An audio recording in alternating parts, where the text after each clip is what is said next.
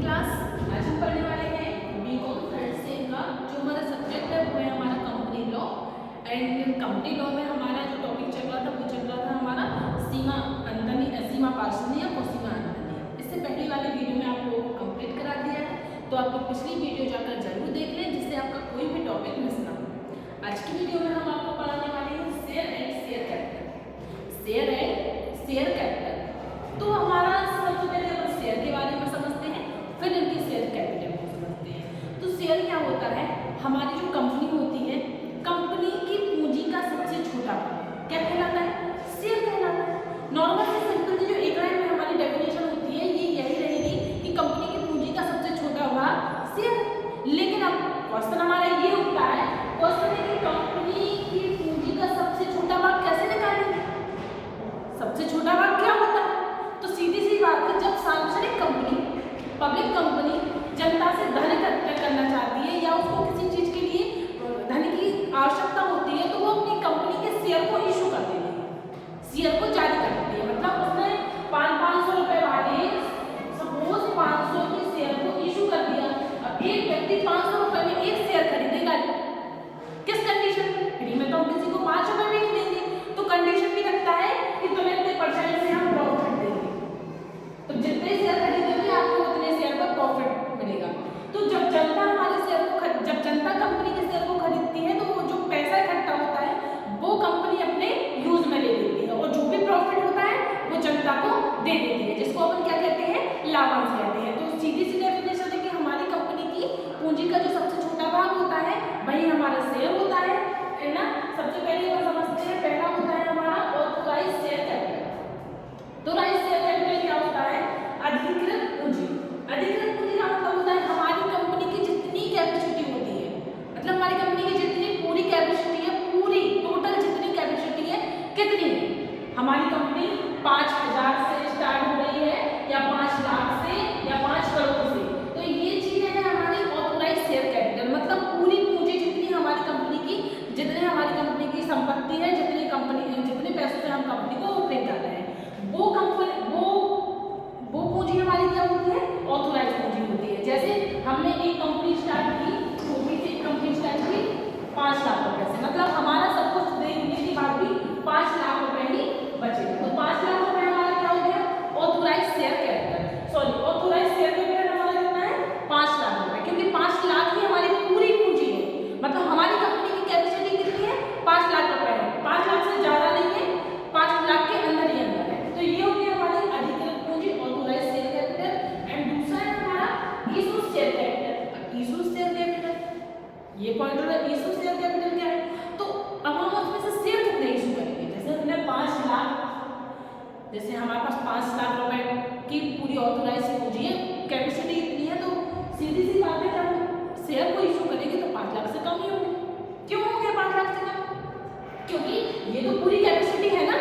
जैसे हमने कंपनी 5 लाख की खोली, 6 लाख के शेयर कैसे इशू कर देंगे?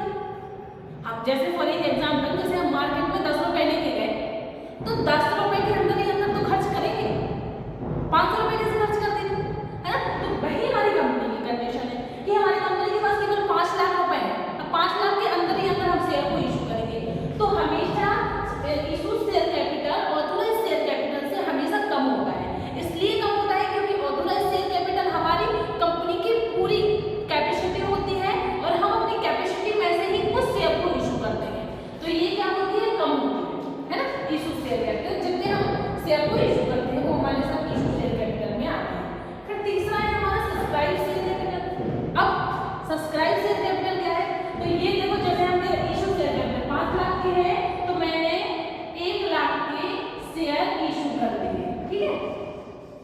1 लाख के शेयर इशू कर दिए। क्यों? ये 5 लाख से तो कम ही होंगे, कुछ तो हमारे पास अवेलेबल हो गई, कुछ नहीं है तो कुछ के शेयर इशू कर दे रहे हैं। अब हमने 1 लाख के शेयर इशू कर दिए। फिर आता है हमारा next subscribe share capital. Subscribe का मतलब हुआ इशू तो हमने 1 लाख की, लेकिन जनता कितने लेती है? जनता कितने ले रही है? तो वही जितने जनता ले रही है इसमें से सोचो 60,000 शेयर इशू, मतलब 60,000 जनता ने ले लिए। 60,000 हमारे क्या हो गए? सब्सक्राइब हो गए। 60,000 क्या होगा? हमारे सब्सक्राइब हो गए। फिर आते हैं हमारे called up share capital. Called up मतलब 60,000 हमारे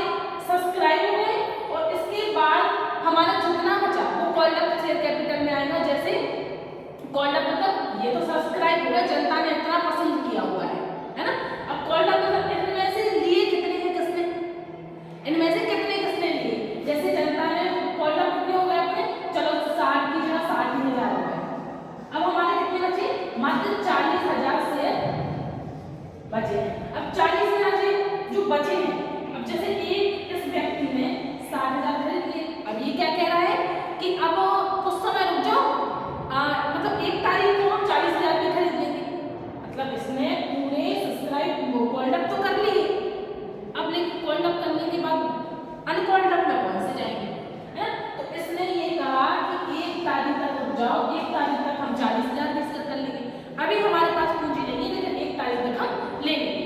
तो जो 1 तारीख को अगर उसने ये ले ली तो सारी कॉल्ड अप माने जाएंगे, क्या माने जाएंगे, सारे कॉल्ड अप माने जाएंगे। और अगर हमारे 1 तारीख के बाद यही हमारे 40,000 शेयर बचे हैं तो यही हमारे अनकॉल्ड अप में आ जाएगा। ये क्या है हमारे, ये हमारे शेयर कैपिटल है जो 5 प्रकार के होते हैं। एक बार और हम देख लेते हैं। ऑथोराइज्ड शेयर कैपिटल, ये हमारी कंपनी की पूरी कैपेसिटी होती है। दूसरा है हमारा इशू शेयर कैपिटल, ये हमेशा ऑथोराइज्ड शेयर कैपिटल से कम होती है। सब्सक्राइब, लोगों ने कितना पसंद किया, कितना सब्सक्राइब किया।